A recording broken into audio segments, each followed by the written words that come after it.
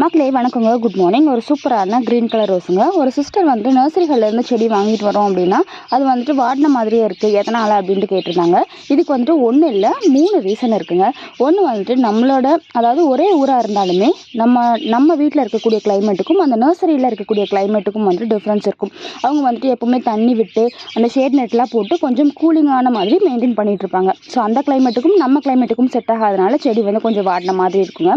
ரெண்டாவது பார்த்துட்டிங்க அப்படின்னா, நர்சரிகளில் நமக்கு செடி பார்த்திங்கன்னா ஒரு 500 செடி 1000 செடி கூட நல்ல ஒரு கேங் மாதிரி இருந்திருக்கும். ஸோ அவங்களோட ஃப்ரெண்ட்ஸ் கேங் மாதிரி இருந்திருக்குமா.